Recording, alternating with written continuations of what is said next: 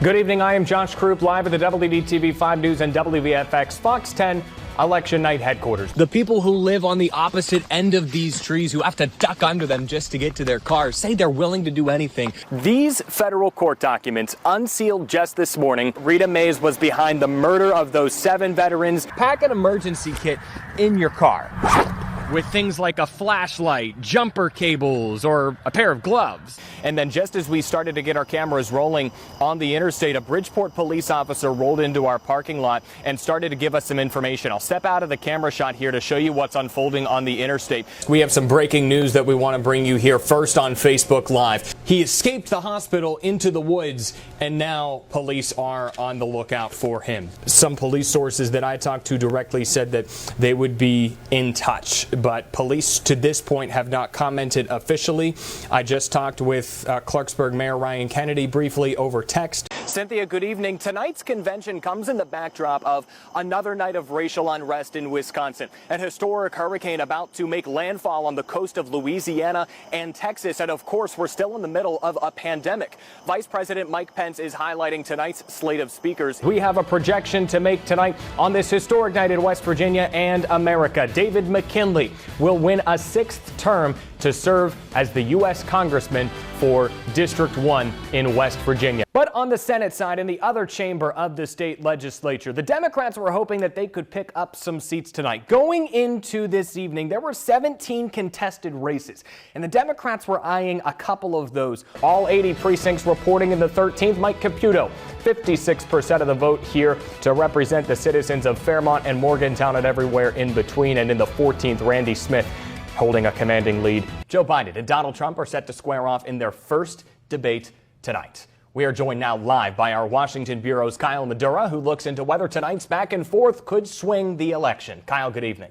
Let's go to Superintendent Campbell first and then Superintendent Miller. What does a yellow color mean for your counties getting back to school on September 8th? We are back with what's trending. And, you know, Hannah, most wedding dresses, like I know, carry tales of love, right? Today is National Vanilla Cupcake Day. I'm happy about that. Chocolate guy myself, but Hannah, fun fact, the cupcake was originally known as the 1, 2, 3, 4 cake. It's a simple way to remember the basic recipe. Did you get outside at all this weekend and enjoy it? I walked to the mailbox and back. I mostly just chilled out. I thought about walking over to the park, but I just was a couch potato all weekend long. I did go to Walmart. So Walmart? There we go. I got out and about. Got outside for that at least. Colleen Campbell, anything different this week? Bringing out my heavier coats each day. How about you? And the hand warmers too. That's right. That's what I had to almost do for Friday Night Football. Those are a must. Colleen Campbell, the question Hannah and everybody watching at home wants to know, is it going to warm up after today ends? Laura Jones has had type 1 diabetes for more than 40 years. Like roughly 30 million Americans with diabetes, she's seen the cost of the drug that keeps her alive skyrocket. The cost of insulin nearly doubled between 2012 and 2016. Even with insurance, the price tag can be crippling. You could be talking, the cost of a car payment every month just to provide the medication that you need to stay alive. Luckily, Jones has good health insurance through her employer to cut the cost of her insulin. This vial will cost her roughly $40 a month. Without insurance, it's $250. We are in Niagara Falls here on the Canadian side. You can see the United States right over here. Now, insulin north of the border where we are standing is 1/10 of the cost that it is right over there in the United States. That's why a local group is planning a trip here soon to save money on their life-saving medication. Delegate Barbara Fleischauer is helping organize the 300-mile journey. A lot of us, including me, need to be educated about what a serious problem this is. I bet everybody in West Virginia has a relative who is either at risk or has diabetes. The cost of insulin in Canada is cheaper largely due to its publicly funded healthcare system. The government sets the costs. You don't need a prescription here either. It's legal for Americans to buy insulin in person here, but not legal in most states to import them through the mail. Some states have implemented laws to limit prices or allow foreign imports. West Virginia isn't one. As for Jones, she's currently serving as the executive director of Milan Pushkar Health Right in Morgantown, working to make sure everyone in her community has quality access to health care, including insulin. Insulin is not a cure.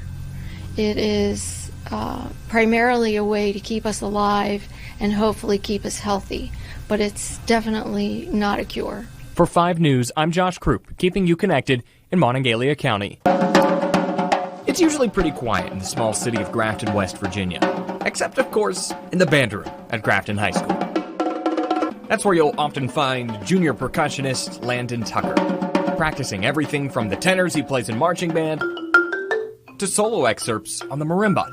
This room is his refuge from the outside world. I can just play music and just focus on that, and it just puts me in a happy place almost. The hours he spends practicing here are now paying off. Next week, he'll represent his city, school, and state on the national stage. Landon was selected to perform at the Macy's Thanksgiving Day Parade with the featured Great American Marching Band. It's a group of roughly 200 students from all 50 states in Washington, D.C. Christopher Rucker is the Grafton band director. Well, as I say here, it's giving me goosebumps just thinking about that. And I'm so proud of him and the work that he puts in and the leadership that he has. In his 21 years teaching, he's had students go on to be music majors, join the WVU marching band, and military bands. But nothing on the stage quite as big as this. Such a great opportunity to be able to represent just the state of West Virginia and show people how great people from West Virginia really are. Landon's audition process began roughly a year ago. He'll play crash cymbals in next week's parade. He leaves Saturday morning for New York City, where he'll spend a few days rehearsing and preparing with the group for one of the biggest parades in the world. His band director hopes Landon's once-in-a-lifetime experience serves as an inspiration to other students, as a story of a small-town kid making it on the big-time stage. You don't have to come from a big town to be able to experience the things that Landon's going to experience. For 5 News, I'm Josh Croup, keeping you connected in Taylor County.